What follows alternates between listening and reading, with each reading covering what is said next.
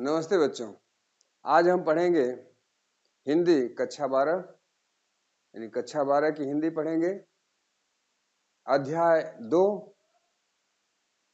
जिसके रचनाकार हैं जगन्नाथ दास रत्नाकर और विषय है उद्धव प्रसंग। उद्धव प्रसंग इसमें उद्धव जी जब मथुरा से ब्रज को आते हैं और गोपियों को इस बात का पता चलता है कि श्री कृष्ण के भेजे हुए उनके मित्र उद्धव जी ब्रज में पधारे हैं और बाबा नंद के यहाँ हैं, तो संपूर्ण ब्रज के गांवों में रहने वाली सभी स्त्रियां ग्वालिनें अपने अपने घरों से निकलकर वो चली जाती हैं नंद जी के दरवाजे पर और वहां नंद जी के दरवाजे पर इकट्ठी होती हैं। तो वहां कैसा माहौल बनता है इस पद में उसी का वर्णन किया गया है। गोपियों के आने के पश्चात वहां किस प्रकार से माहौल है, गोपियां वहां आने के बाद क्या करती हैं, क्या कहती हैं, क्या पूछती हैं, इन्हीं सब का वर्णन इस पद में दिया हुआ है। तो आइए चलिए देखते हैं इस पद की व्याख्या। तो व्याख्या है, पहले तो पद हम पढ़ लेते हैं। भेजे मन भावन के उद्धव के आवन की सुधि ब्रज गावन में पावन जबै लगी, कह रत्नाकर ग्वालिन की झौर झौर, दौड़ दौड़ नंद पौर आवन तबै लगी। उझा की पद कंजन के पंजन पर, पेख पेख पाती छाती छोहन तबै लगी। हमको लिखो है कहा, हमको लिखो है कहा, हमको लिखो है कहा, कहन सबे लगी। ये गोपियां आती हैं तो इस प्रकार से अपने व्यवहारों को व्यक्त करती हैं। तो आइए देखते हैं व्याख्या। भेजे मन भावन के उद्धव के आवन की, सुधि ब्रज गावन में पावन जबै लगी। यहाँ रत्नाकर जी लिख रहे हैं कि गोपियां भेजे मन भावन के उद्धव के आवन की।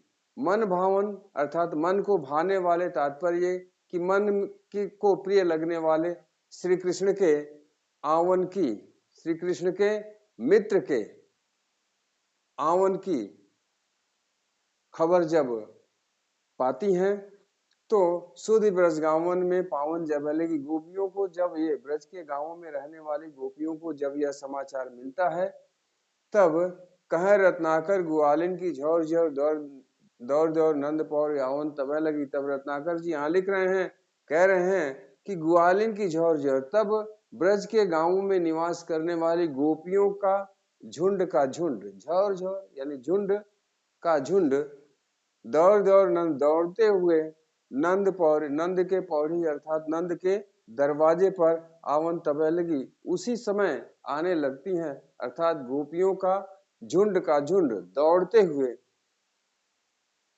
नंद जी के दरवाजे पर आने लगता है। उझक उझक पद कंजन के पंजन पर, पेख पेख पाती छाती छोहन छबे लगी।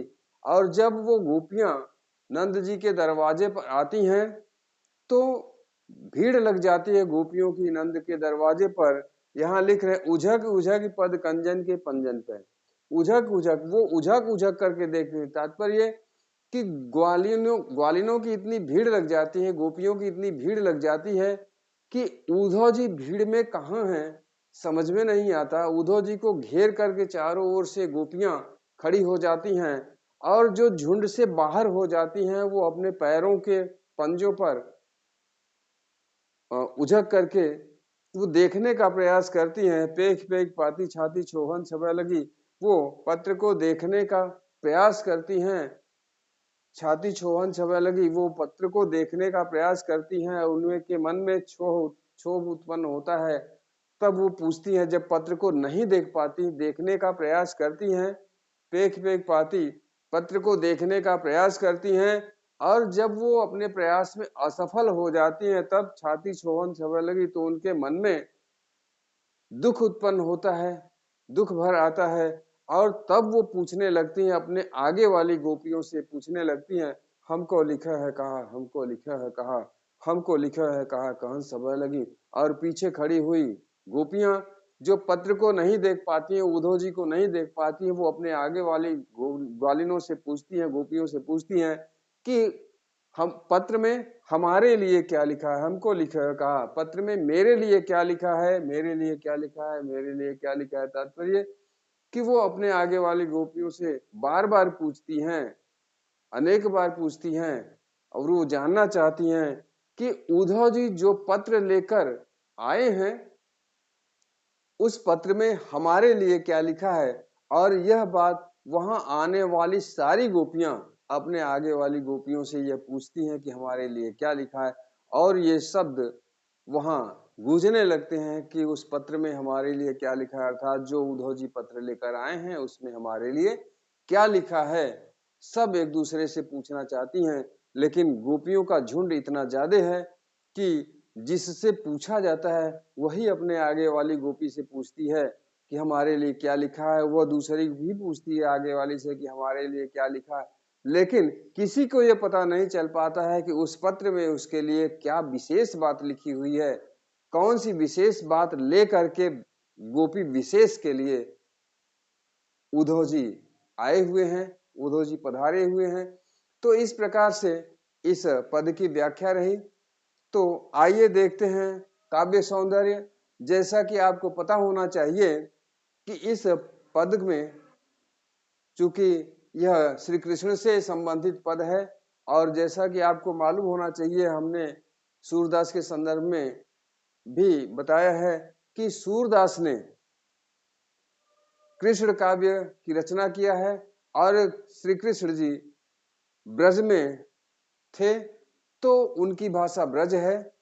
जैसे राम अवध में थे तो उनकी भाषा अवधी लिखी है, अर्थात अवधी भाषा में राम का संपूर्ण वर्णन किया गया है। जितने भी कवियों ने किया है सबने अवधी भाषा में किया है।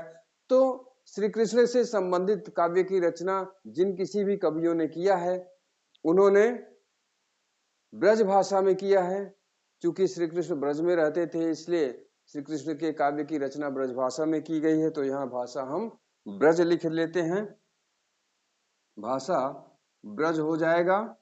और शैली, शैली जैसा कि आपको पता है एक एक पद जो लिखा गया है सब अलग अलग है। एक पद का दूसरे पद से कोई मतलब नहीं है, एक पद दूसरे पद से मुक्त है, इसलिए हम इस शैली को मुक्तक काव्य शैली के अंतर्गत मानते हैं। तो शैली हो जाएगी हमारी मुक्तक।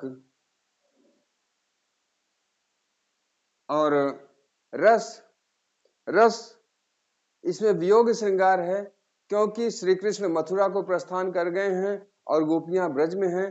गोपियां श्री कृष्ण को अपना सब कुछ मानती हैं और उनसे वियोग की अवस्था उत्पन्न हो गई है इस पद में। तो इसलिए हम रस को वियोग श्रृंगार लिख लेंगे, जिसे हम विप्रलंभ भी कहते हैं। तो वियोग श्रृंगार, वियोग श्रृंगार हो गया रस। और छंद, छंद ये हमारा है सवैया। छंद सवैया है। अलंकार, इसमें अनेक अलंकार हैं, इस पद में अनेक अलंकार है। जैसा कि यहाँ पर लिखा है कह रत्नाकर ग्वालिन की झोर झोर नंद पर दौड़ दौड़ नंद पर आवंत बगले उजग उजग पद कंजन। पद कंजन, कंज का मतलब होता है कमल, पद कंजन अर्थात कमल रूपी पैरों के पंजों पर उझक कर। तो यहाँ पर रूपक हो जाएगा। वैसे अलंकार तो इसमें अनुप्रास बहुत सारे जगह पे है। अनुप्रास, रूपक,